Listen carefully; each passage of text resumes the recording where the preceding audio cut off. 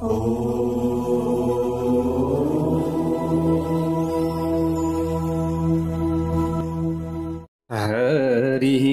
ॐ स्वस्ति श्री गणेशाय नमः। ॐ नमो भगवते वासुदेवाय। ॐ श्री हरये नमः। ॐ कृष्णाय वासुदेवाय हरये परमात्मने प्रणतक्लेशनाशाय गोविन्दाय नमो नमः।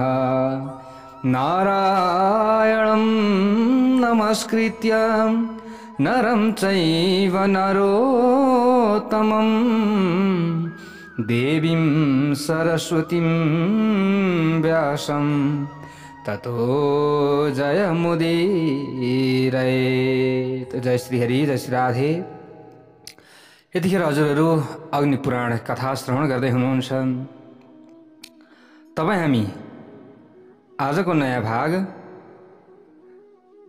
भाग 24 मा उपस्थित भइसकेका छौँ। प्यारो भक्त भागवतहरू,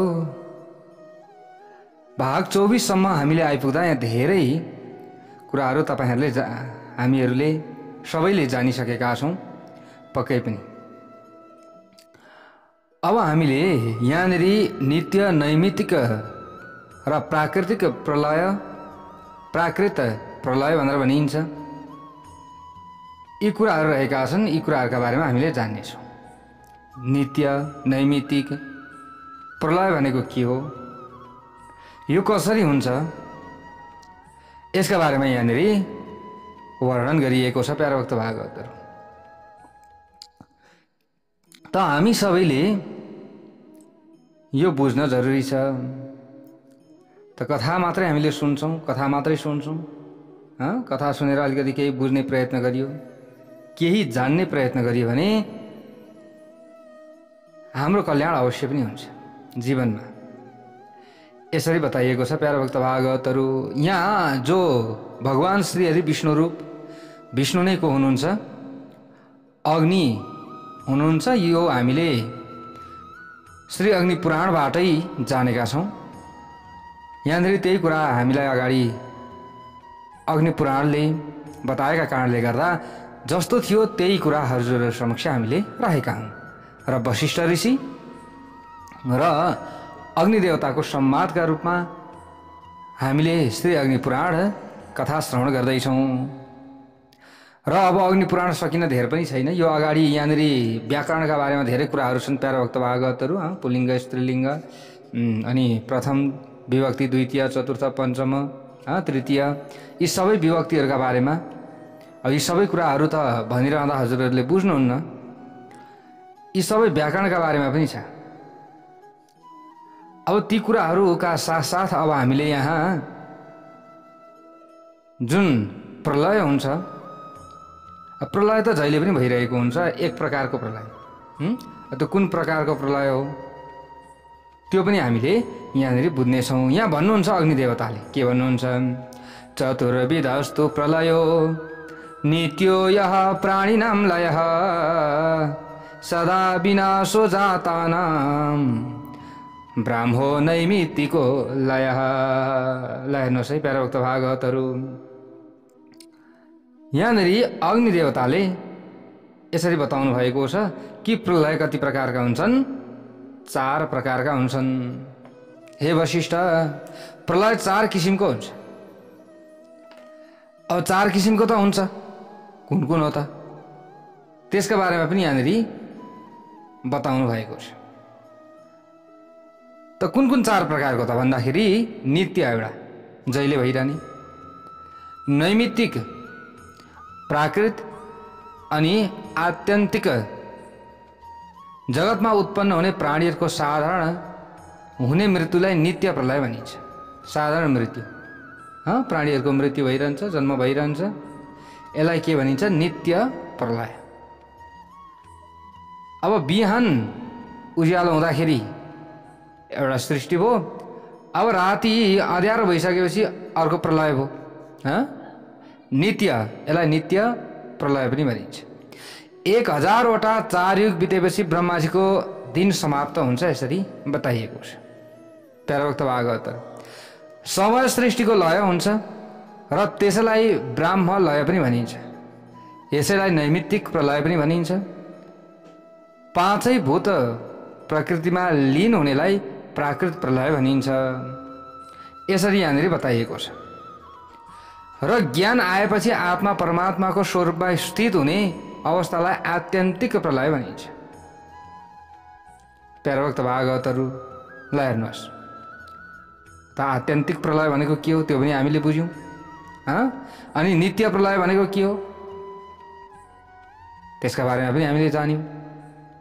ल हेर्नुहोस् है, कल्पको अन्त्यमा हुने नैमित्तिक प्रलयको स्वरूपको वर्णन पनि यहाँनिर गरिएको छ प्यारोक्त भागवतहरू।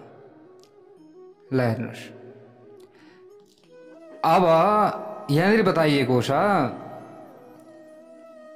नैमित्तिक प्रलयको स्वरूपको वर्णन। चारै युग 1000 पटक व्यतीत भएपछि यो भूमण्डल प्राय क्षीण हुन्छ। यसरी बताइएको छ। के हुन्छ?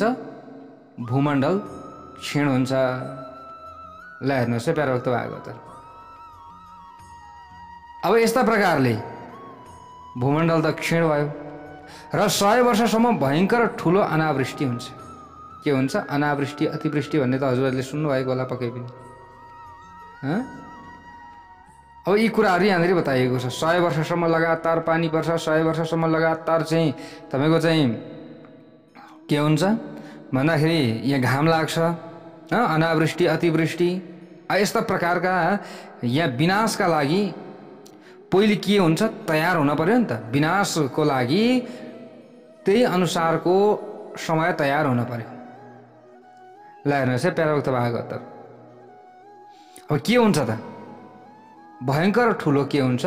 अनावृष्टि हुन्छ। त्यसबाट भूतलका सम्पूर्ण जीवजन्तुहरूको विनाश हुन्छ। त्यस पछाडि जगतका स्वामी भगवान विष्णु सूर्यको 7 किरणमा स्थित भएर पृथ्वी पाताल र समुद्र आदि सबैको पानी पिउनुहुन्छ। कसले पिउनुहुन्छ? भगवान श्री हरि विष्णुले। यसबाट सबैतिर पानी सुक्दछ। त पहिले पानी पर्छ, सबैतिर पानी नै पानी हुन्छ। त्यस पछाडि भगवानले पानी पिउनुहुन्छ, त त्यस पछाडि पानी सुक्दछ। अब के हुन्छ? त्यस पछाडि भगवानका इच्छाले पानीको जो भगवानको इच्छाले पानी खाएर पुष्ट भएका ती 7 किरण 7 सूर्यका रूपमा प्रकट हुन्छन्। कति? 7वटा सूर्यको रूपमा प्रकट हुन्छ। ती 7 सूर्यले पाताल सहित सबै त्रिलोकलाई पोल्न थाल्दछ। अब के हुन्छ? त्यसबेला यो पृथ्वी कछुवाको पिठ्यौँ जस्तै देखिन्छ। यसरी बताइएको छ। अनि भगवान शेषको श्वासले कालाग्नि रुद्रको प्रादुर्भाव हुन्छ। तलका सबै पाताललाई भस्म गर्दछन्। पातालपछि भगवान विष्णुले भूलोकलाई अनि भुवरलोकलाई अन्त्यमा स्वर्गलोकलाई पनि दग्ध गर्नुहुन्छ। यसरी यहाँ बताइएको छ। त्यसबेला सबै त्रिभुवन आगो लागेको भट्टी जस्तै देखिन्छ। 7वटा सूर्यको तेजलाई हेर्नुहोस्। एउटै सूर्यको तेजले त गर्मी महिनामा आछु बनाउँछ होइन? 7वटा सूर्यको तेज। आफै विचार गर्नुहोस् प्यारोक्त भागवतहरू। त आगो लागेको भट्टी जस्तै हुन्छ यो सबै। भूलोक र स्वर्ग लोक दुवै लोकका निवासी धेरै तापले दुखी भएर महरलोकमा जान्छन् त्यो समयमा। अनि महरलोकबाट जनलोकमा गएर स्थित हुन्छन्। यस्ता प्रकारले शेषरूपी भगवान विष्णुको मुखोच श्वासबाट प्रकट भएको कालाग्नि रुद्रले सम्पूर्ण जगतलाई अब जलाइसकेपछि आकाशमा नाना प्रकारका रूप भएको बादल निस्किन्छ आकाशमा र बिजुली पनि चम्किन्छ। ती बादलले लगातार 100 वर्षसम्म वर्षा गरेर बढ्दो आगोलाई शान्त गर्दछन्। सप्तर्षिहरूको स्थानसम्म पानी पुगेपछि विष्णुको मुखबाट निस्केको श्वासबाट 100 वर्षसम्म प्रचण्ड वायु चल्दछ र त्यसले बादललाई नाश गर्दछ। फेरि ब्रह्मरूपधारी भगवानले त्यस वायुलाई पिउँछन्। हेर्नुहोस् है, र एकारणवको जलमा शुद्ध छन्। त्यसबेला सिद्ध र महर्षिगण जलमा स्थित भएका भगवानको स्तुति गर्दछन्। महर्षिगणहरूले नि स्तुति गर्छन्। भगवान मधुसूदन आफ्नै वासुदेव संज्ञाको आत्मालाई चिन्तन गर्दै आफ्नै दिव्य मायामयी योगा निन्द्राको आश्रय लिएर एक कल्पसम्म सुत्दछ। बिउजिएपछि उनी ब्रह्माको रूपमा स्थित भएर पुनः जगतको सृष्टि गर्दछन्। यस प्रकार ब्रह्माका दुई परार्धको आयु समाप्त भएपछि यो सारा स्थूल प्रपञ्च प्रकृतिमा लीन हुन्छ, यसरी बताइएको छ। अनि यस्तै प्रकारले एकाई दहाईको क्रमबाट एकपछि 10 गुणा स्थान नियत गरेर यदि गुणा गर्दै 18 सम्म पुगेपछि जुन संख्या हुन्छ त्यसलाई परार्थ भनिन्छ। परार्थको 2 वर्ष समय व्यतीत भएपछि प्राकृतिक जस्तै प्राकृत के प्रलय हुन्छ। त्यसबेला वर्षा बन्द भएर सबैतिर प्रचण्ड अग्नि प्रज्वलित हुनाले सबै थोक भस्म हुन्छन्। त्यो समयमा केही पनि रहँदैन। महत्त्वबाट लिएर विशेष पर्यन्त सबै कार्य नाश हुन्छ। भगवानको संकल्पबाट हुने त्यस प्राकृत प्रलय भएपछि पहिले पानीले पृथ्वीको गन्ध आदि गुणलाई निल्दै आफूमा लीन गर्दछ। अनि गन्धहीन पृथ्वीको प्रलय हुन्छ। त्यसबेला जलमा धुलो मिसिएर जलरूप हुन्छ। त्यस पछाडि रसमय जलको स्थिति रहन्छ, यसरी बताइएको छ। अनि तेज तत्त्वले जलको गुण रसलाई पिउँछ। यसबाट जलको लय हुन्छ। जल लीन भएपछि अग्नि तत्त्व प्रज्वलित हुन्छ। त्यस पछाडि तेजको प्रकाशमय गुण रूपलाई वायु तत्त्वले निल्दछ। यस प्रकारले एक अर्कामा निल्ने क्रम सुरु हुन्छ। यस प्रकार तेज शान्त भएपछि प्यारभक्त भागवतहरू अत्यन्त प्रबल एवं प्रचण्ड वायु ठूलो वेगले चल्न लाग्दछ। अनि वायुको गुण स्पर्शलाई आकाशले आफूमा लीन गर्दछ। ल हेर्नुहोस्, एकले अर्कालाई लीन गर्छ। त गुणका सबै वायुको नाश भएपछि केवल शून्य आकाश मात्र रहन्छ। त्यो समयमा के रहन्छ? केवल शून्य आकाश मात्र रहन्छ। अब यस्तै प्रकारले त्यस पछाडि भूत आदि आकाशको गुण शब्दलाई निल्दछ। भूत आदिले आकाशको गुण शब्दलाई निल्दछ र तेजस अहंकार इन्द्रियलाई आफूमा लीन गर्दछ। त्यसपछि महत्त्व अभिमान स्वरूप भूतादि एवं तेजस अहंकारलाई निल्दछ। यस प्रकार पृथ्वी जलमा लीन हुन्छ, जल तेजमा मिल्दछ, तेज वायुमा, अनि वायु आकाशमा र आकाश अहंकारमा लय हुन्छ। अनि अहंकार महत्त्वमा प्रवेश गर्दछ। हे ब्रह्मन, यस महत्त्वलाई पनि प्रकृतिले निल्दछ। ल हेर्नुहोस् है, प्रकृतिको व्यक्त र अव्यक्त दुई स्वरूप हुन्छ। यसमा व्यक्त प्रकृति अव्यक्त प्रकृतिमा लय हुन्छ। एक अविनाशी शुद्ध स्वरूप पुरुष पनि परमात्माकै अंश हो। अतः अन्तमा प्रकृति र पुरुष दुवै परमात्मामा लीन हुन्छ। परमात्मा सत्य स्वरूप ज्ञान र ज्ञानमय हुन्छ। त्यो आत्माबाट सर्वथा टाढा छ। त्यही नै सबैको ईश्वर र सर्वेश्वर हो। त्यसमा नाम र जाति आदिको कल्पना हुँदैन। यस्ता प्रकारले यहाँनिर बताइएको छ। अब यहाँनिर यसरी अग्निदेवताले बताउनुहुन्छ। अगाडि गएर पनि यहाँ बताउँदै हुनुहुन्छ आत्यन्तिक लय गर्भोत्पत्तिका बारेमा यहाँनिर बताइएको छ। जय बोलौं भगवान श्री हरिनारायणको जय होस्। हेर्नुहोस्, अब यहाँ भनिएको छ आत्यन्तिकम लयम वक्षे ज्ञानादात्यन्तिको लयः आध्यात्मिकादि सन्तापम ज्ञात्वा स्वस्य विरागतः भनिएको छ। हे वशिष्ठ, अब म आत्यन्तिक प्रलयको बारेमा वर्णन गर्दछु भन्नुहुन्छ। यहाँ जगतको आध्यात्मिक, आधिदैविक अनि आदि भौतिक सन्तापलाई बुझेर मनुष्यलाई आफूदेखि नै वैराग्य भएपछि उसलाई ज्ञान हुन्छ। यो सन्ताप भन्ने जुन आध्यात्मिक, आधिदैविक, आदि भौतिक भन्ने त बुझ्नु भएको होला। दैवबाट हुने पीडा, ग्रहादिका पीडाहरू भए आधिदैविक। अनि आदि भौतिक भनेको विभिन्न भुइँचालो आदि भए होइन, विभिन्न खालका चाहिँ बाढी पहिराहरू भए, यी भए। आध्यात्मिक दैविक प्रकोपहरू विभिन्न आधिदैविकमा परे। अनि आध्यात्मिक विभिन्न चाहिँ यहाँनिर ग्रहको पीडाका साथमा अब जुन चिन्ता हुन्छ नि मानिसहरूमा, सोच, चिन्ता, पीडा, मानसिक तनाव, डिप्रेसन, फ्रस्ट्रेसन, यो आफैबाट उत्पत्ति हुने कि अरूबाट होइन, देवदेवताबाट पनि होइन, भूकम्प आदिबाट, बाढी पहिरोबाट पनि होइन, आफैबाट उत्पत्ति हुने आध्यात्मिक यी विभिन्न सन्तापहरूले मनुष्यलाई जगडिराखेको हुन्छ। त अब यसबाट वैराग्य भएपछि उसलाई के हुन्छ? बल्ल ज्ञान हुन्छ र ज्ञानबाट यस सृष्टिको आत्यन्तिक प्रलय हुन्छ। आध्यात्मिक सन्ताप शारीरिक र मानसिक भेदबाट दुई प्रकारका हुन्छन्।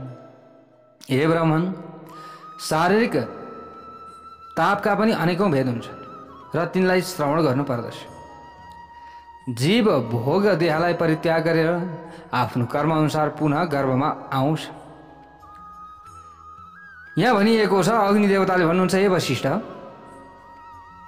एउटा आतिवाहिक संज्ञक शरीर हुन्छ, त्यो केवल मनुष्यको मृत्युकाल उपस्थित भएपछि प्राप्त हुन्छ।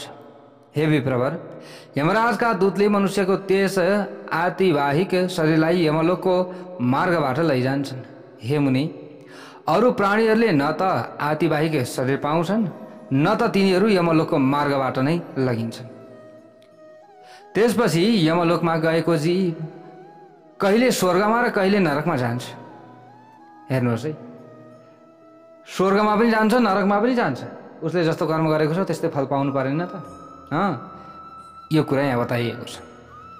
यन्त्रमा जडिएको घडा कहिले पानीमा डुब्दै कहिले माथितिर आउँदै गरे झैँ जीव पनि कहिले स्वर्ग र कहिले नरकमा घुमिरहन्छ। हे ब्राह्मण, यो लोक कर्मभूमि हो र परलोक फलभूमि। यमराजले जीवलाई उनीहरूको कर्म अनुसार भिन्न भिन्न योनि अनि नरकहरूमा हाल्दछन्। यमराज नै जीवहरूद्वारा नरकलाई परिपूर्ण यमराजले नै के गर्दछन्? जीवहरूद्वारा नरकलाई परिपूर्ण बनाउँदछन्। यसरी बताइएको छ। त पाप कर्म गर्यौं, खराब कर्म गर्यौं भने कहाँ जाने भयौं? नरकमा। राम्रो कर्म गर्यौं त स्वर्गमा। अझ मोक्ष हुने काम गर्यौं भने मोक्ष हुन्छौं। यमराजलाई नै उहाँको नियामक सम्झनु पर्दछ। जीव वायु रूप भएर गर्भमा प्रवेश गर्दछ। यमदूतले मनुष्यलाई यमराज कहाँ लगेपछि उनीहरूको कर्ममाथि उनैले विचार गर्दछन्। कोही धर्मात्मा छ भने त्यसको पूजा गर्दछन् र यदि पापी छ भने आफ्नो घरमा दण्ड दिन्छन्। चित्रगुप्तले उनीहरूका शुभ र अशुभ कर्मको विवेचना गर्दछन्। हे धर्मज्ञाता वशिष्ठ, बन्धु बान्धवको आशौच हुन्छ, त्यो नसकिएसम्म जीव आतिवाहिक शरीरमा नै रहेर दिएको पिण्डलाई भोजनको रूपमा आफ्नो साथ लैजान्छ। आशौचको समय जस्तै 1 वर्षसम्म आफ्ना बन्धु बान्धवहरूकै साथमा रहेको हुन्छ। यसरी बताइएको छ। त्यस पछाडि प्रेत लोकमा पुगेर आतिवाहिक शरीरलाई त्याग्दछ र भोग देह लिएर त्यहाँ भोग प्यासले युक्त भएर निवास गर्दछ। त्यसबेला उसलाई श्राद्धको रूपमा दिएको काँचो अन्न प्राप्त हुन्छ। यसरी बताइएको छ। श्राद्ध किन गर्नु भन्छौँ नि हामी? त श्राद्ध गरिसकेपछि त्यो वासनाको रूपले उसलाई त्यो काँचो अन्नको वासना प्राप्ति हुन्छ।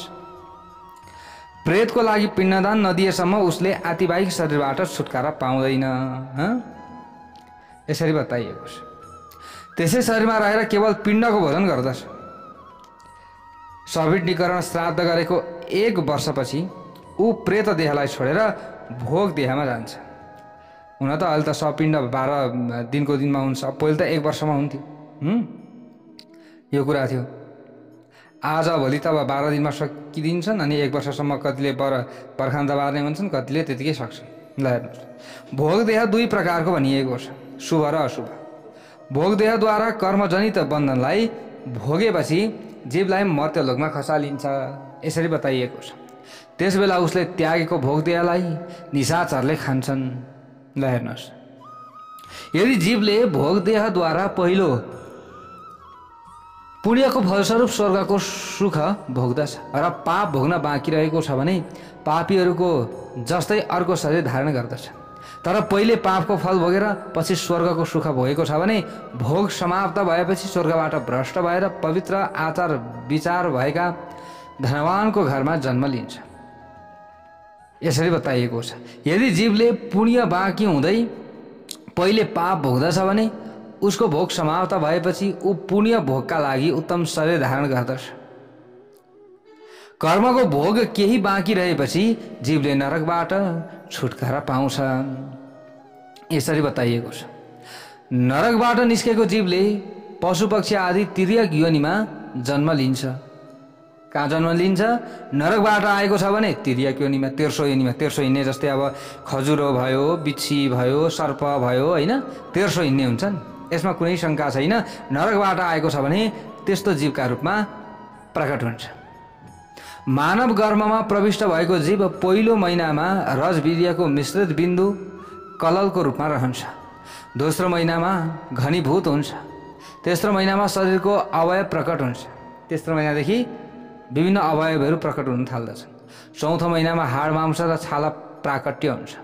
पाँचौं महिनामा रौँ निस्किन्छन्। छैटौं महिनामा उसभित्र चेतना आउन लाग्दछ गर्भभित्र। र सातौं महिनाबाट उसले दुःखको अनुभव गर्दछ। उसको पुरा शरीर जालोभित्र बेरिएर रहेको हुन्छ र मस्तकसँगै उसका जोडिएका हात बाँधिएका हुन्छन्। यदि गर्भमा रहेको बालक नपुंसक छ भने पेटको मध्यभागमा रहन्छ। गर्भमा यदि बालक छ अथवा बालिका जो भए पनि ऊ नपुंसक छ भने त्यो कहाँ रहन्छ? पेटको मध्यभागमा। कन्या हो भने बायाँ भागमा र पुत्र हो भने दायाँ भागमा रहन्छ। ल हेर्नुहोस् है, यसरी पनि बताइएको छ। त बायाँ भागमा, पेटको बायाँ भागतिर छ भने कन्या, पुत्र हो भने दाहिने भागतिर हुन्छ। यसरी बताइएको छ। पेटको विभिन्न भागमा रहेर पिठ्यौँतिर मुख फर्काएको हुन्छ। जुन योनिमा रहन्छ त्यसको उसलाई राम्रोसँग ज्ञान हुन्छ। भनेको पहिले ऊ जुन योनिमा थियो, मानव योनिमा आउनुभन्दा अगाडि, त्यो गर्भको समयमा उसलाई राम्रो तरिकाले ज्ञान हुन्छ कि म पहिले यो थिएँ र अब अहिले म यहाँ आएको छु भन्ने कुरा। यति मात्र होइन, उसले मनुष्य जन्मबाट लिएर वर्तमान जन्मसम्मको आफ्नो सबै वृत्तान्त स्मरण गर्दछ। कहाँ रहेर? आमाको गर्भभित्र रहेर। ल हेर्नुहोस् है प्याराभक्त भागवतहरू, सबै स्मरण हुन्छ अरे नि त्यो समयमा। गर्भको अन्धकारमा जीवलाई निकै कष्टको अनुभव हुन्छ। यसरी बताइएको छ। एकदम कष्ट हुन्छ, गर्भमा रहँदा सजिलो हुँदैन। ल हेर्नुहोस् है, एकदम समस्या हुन्छ। सातौं महिनामा उसले आमाले खाइपिएका पदार्थको रस पिउँदछ। 7 महिनादेखि आमाले जस्तो खायो बच्चाले त्यस्तै पाउँदछ, त्यस्तै रस, त्यस्तै प्रकारका कुराहरू उसले पाउँदछ। 8औं र 9औं महिनामा उसलाई गर्भभित्र धेरै उद्वेग हुन्छ। अनि मैथुन भयो भने त झन् दुःख हुन्छ त्यो समयमा। त्यसैले 8औं 9औं महिनातिर मैथुन गर्नु हुँदैन। यदि मैथुन भयो भने त्यो पेटभित्रको बच्चालाई झन् साह्रो दुःख हुन्छ। यसरी बताइएको छ प्याराभक्त भागवतहरू। 7औं महिनामा पनि मैथुन गर्नु हुँदैन। आमाले धेरै परिश्रम गरेमा पनि गर्भको बालकलाई कष्ट हुन्छ। त्यो समयमा आराम गर्नु पर्दछ। आमा रोगी भएमा बालकले पनि रोगको कष्ट भोग्नु पर्दछ पेटभित्र रहेर। यदि आमामा कुनै रोग छ भने बालकले पनि भोग्दछ। यसको लागि एक मुहुर्त 2 घडी पनि 100 वर्ष समान हुन्छ। कसलाई? त्यो पेटभित्र रहेको बच्चालाई। आमालाई यदि पीडा भएको छ भने, आमा चाहिँ रोगी छन् भने हेर्नुहोस्, एक मुहुर्त 2 घडी पनि 100 वर्षसम्म समान हुन्छ बच्चालाई। जीव आफ्नो कर्मअनुसार गर्भमा सन्तप्त हुन लाग्दछ। अनि उसले मनमा नै गर्भबाट बाहिर निस्केपछि मोक्षको साधनभूत ज्ञानको प्रयत्नमा लाग्ने मन गर्दछ। यसरी बताइएको छ प्याराभक्त भागवतहरू। प्रसूति वायुको प्रेरणाले उसको शिर तलतिर फर्कन्छ। अब जन्मने बेलामा के हुन्छ? उसको शिर तलतिर फर्कन्छ र योनि यन्त्रबाट पीडित हुँदै गर्भबाट बाहिर निस्किन्छ। यसरी बताइएको छ प्याराभक्त भागवतहरू। बाहिर आएपछि 1 महिनासम्म कसैले हात छोए पनि उसलाई कष्ट हुने स्थिति हुन्छ र ख शब्द वाच्य आकाशबाट शरीरभित्र नाक, कान, शून्यता जस्ता ससाना प्वाल उत्पन्न हुन्छन्। यसरी बताइएको छ। ख शब्द वाच्य आकाशबाट। अनि श्वासोश्वास, गति, अङ्ग, बङ्ग्याएर कसैलाई स्पर्श गर्नु आदि सबै वायुका कार्य हुन्। यसरी बताइएको छ। रूप, नेत्र, गर्मी, पाचन क्रिया यस्तै प्रकारले पित्त, मेधा अनि वर्ण, बल, छाया, तेज, शौर्य यी सबै शरीरमा अग्नि तत्त्वबाट प्रकट हुन्छन्। अग्नि तत्त्वबाट प्रकट हुने यिनीहरू हुन्। अनि अब अरू पसिना, स्वादको अनुभव गर्ने जिब्रो, थाक्नु, गल्नु यो अनुभव गर्नु, बोसो, रस ग्रहण गर्ने शक्ति, वीर्य, मूत्र र कफ आदि शरीरमा प्रादुर्भाव हुनु पानीको कार्य हो। यो पानीले हुन्छ। नाक, कपाल, नङ र नाडीहरू भूमि तत्त्वबाट प्रकट हुन्छन्। ल हेर्नुहोस् है, सबै आफ्नो तत्त्वबाट यहाँनिर प्रकट भएका हुन्छन्। त्यसैले त कुनै पनि ग्रह लाग्दछ भने त्यो ग्रहजनित जुन तत्त्व छ त्यो तत्त्वले ती क्षेत्रमा चाहिँ असर गर्दछ। यसरी बताइएको छ प्यारोक्त भागवतहरू। अब शरीरमा हुने छाला, मांस, हृदय, नाभि, मज्जा, मल, मेदा, क्लेदन र आमाशय आदि कोमल पदार्थ आमाको रजबाट उत्पन्न हुन्छन्। यस्तै प्रकारले शिरा, स्नायु, शुक्रको प्रादुर्भाव पित्तबाट हुन्छ। काम, क्रोध, भय, हर्ष, धर्म अधर्ममा प्रवृत्त रहनु, धार्मिक हुन्छ कि अथवा अधार्मिक हुन्छ कि त्यो, अनि आकृति, स्वर, वर्ण र मूत्रादि क्रिया आदि जीवका शरीरमा स्वतः आफै प्रकट हुन्छन्। यसरी बताइएको छ। अज्ञान, प्रमाद, आलस्य, क्षुधा, तृषा, मोह, मात्सर्य, वैराग्य, शोक, आभास र डर आदि भाव तमोगुणबाट उत्पन्न हुन्छन्। यसरी बताइएको छ। हे महामुनि, काम, क्रोध, शौर्य, यज्ञको अभिलाषा, धेरै बोल्ने बानी, अहंकार र अर्कालाई अनादर गर्ने यी रजोगुणका कार्यहरू हुन्। के हो न रजोगुणका कार्य? धर्मको अभिलाषा, मोक्षको आकांक्षा, भगवान विष्णुमा पराभक्ति हुनु, उदारता र उद्योगशीलता यिनलाई सत्व गुणबाट उत्पन्न भएको सम्झनु पर्दछ। चञ्चल, क्रोधी, डरपोक, झगडामा रुचि राख्ने, सपनामा आकाशमा उड्ने, मानिस धेरै अनि वात वायु स्वभाव भएको हुन्छ। उसमा वातको प्रधानता हुन्छ। जसको असमयमा नै कपाल फुल्दछ ऊ क्रोधी, महाबुद्धिमान र युद्ध मन पराउने हुन्छ। असमयमा नि समय नभइकन कपाल फुल्दछ भने उसमा रिसको मात्रामा एकदम वृद्धि छ। यसरी बुझिन्छ। पित्त प्रधान प्रकृतिका मानिसहरूले सपनामा प्रकाशमान वस्तु धेरै देख्दछन्। जसको मैत्री, उत्साह र अङ्ग सबै स्थिर छन्, धन आदिबाट सम्पन्न छ, सपनामा पानी एवं श्वेत पदार्थ धेरै देख्दछ, उसमा कफको प्रधानता हुन्छ। प्राणीका शरीरमा रसले जीवन दिन्छ, रगतले लेपनको कार्य गर्दछ, मांस मोहन एवं श्रेहन कार्यको प्रयोजक हो। यसरी बताइएको छ। शरीरलाई धारण गर्ने काम हाड र मज्जाको हो। वीर्यको वृद्धिले शरीरलाई पूर्ण बनाउँछ। ओजले शुक्र र वीर्य उत्पादन गर्छ।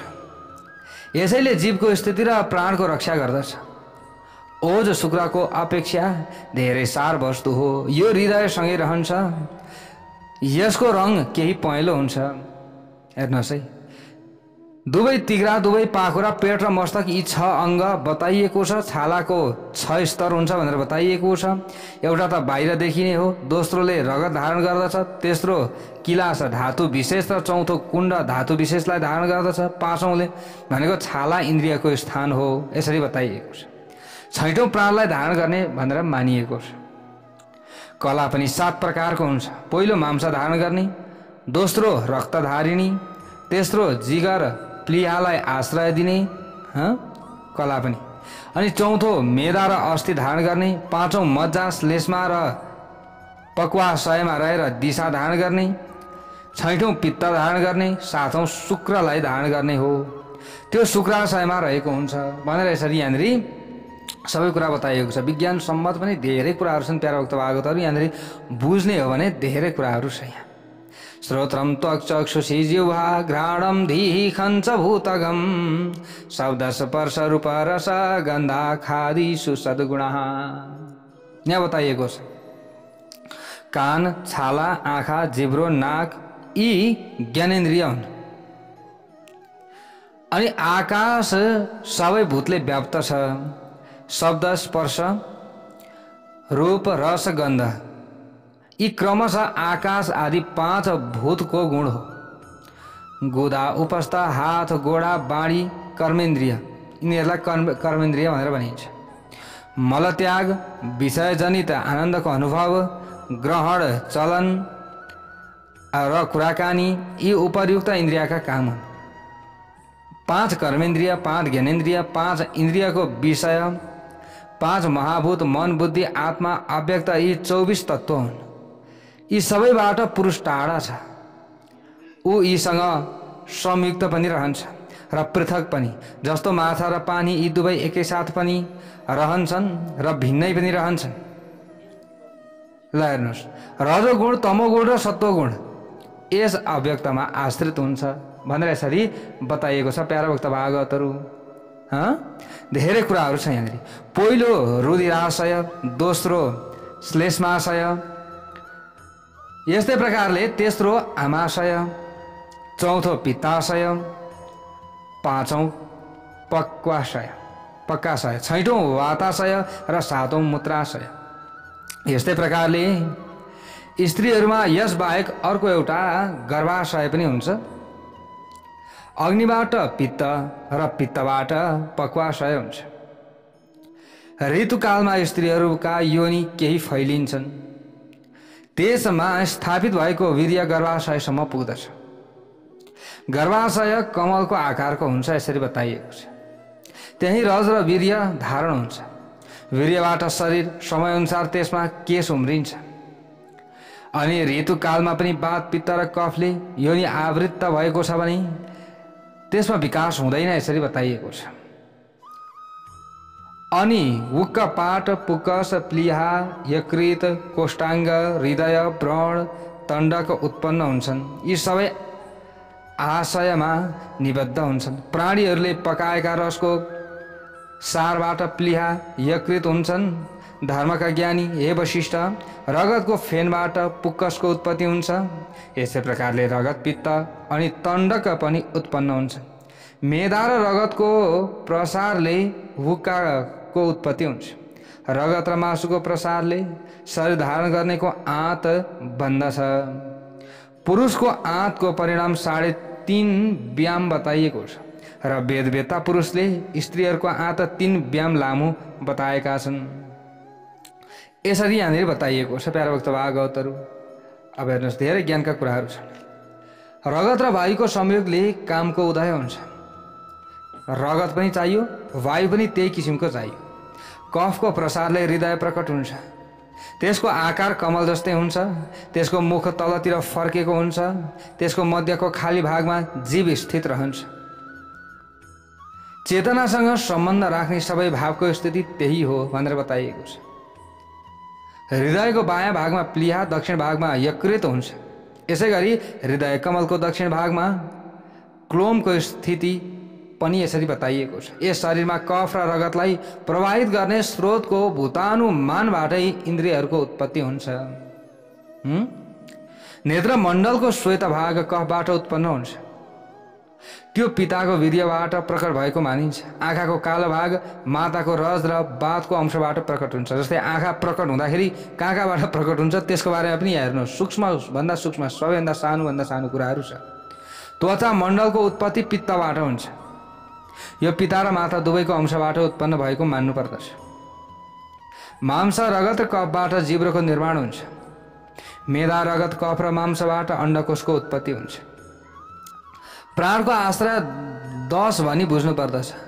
मूर्धा, हृदय, नाभि, कण्ठ, जिब्रो, शुक्र, रगत, गुद, मूत्राशय र गुल्फ, गोडाको गाँठो, त्यसै गरी नसा 16वटा हुन्छन् भनेर यसरी बताइएको छ। ल हेर्नुहोस्, सबै कुराहरू छन्। 2 हातमा, 2 गोडामा, 4 पिठ्युमा, 4 घाँटीमा अनि 4 गोडादेखि टाउकोसम्मको शरीरमा हुन्छ। यस्तै प्रकारले जाल पनि 16 भनेर बताइएको छ। मांस जाल, स्नायु जाल, शिरा जाल, अस्थि जाल, यी चारौं एउटा भिन्न भिन्न रूपले दुवै पाखुरा र गोडाको दुवै गाँठमा परस्पर आबद्ध छन्। यस शरीरमा 6वटा कुर्च भएको मानिन्छ। मनिषी पुरुषले दुवै हात, दुवै गोडा, घाँटी र लिङ्ग यिनैमा आफ्नो स्थान बताएका छन्। यस्तै प्रकारले पछाडिको मध्य भागमा जुन मेरुदण्ड छ त्यसै नजिक 4 मांसमय धागा त्यति नै पेशीहरू पनि छन्। तिनीहरूलाई बाँधिराखेका छन्।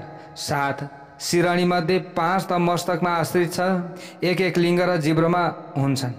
यस्तै प्रकारले हाडहरू 18,000 छन् भनेर यसरी बताइएको छ।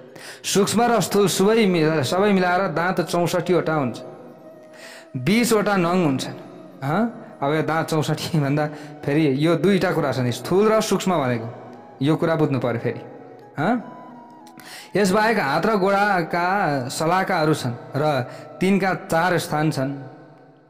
औँलाका 60 कुर्कुच्चामा 2, औँलामा 60 कुर्कुच्चामा 2, गोलीगाठामा 4, अरत्नीमा 4 र तिघ्रामा पनि 4 वटै हाडहरू छन्। घुँडामा 2, गालामा 2, तिघ्रामा 2, फिलाका भूभागमा पनि 2 वटा नै हाडहरू छन्।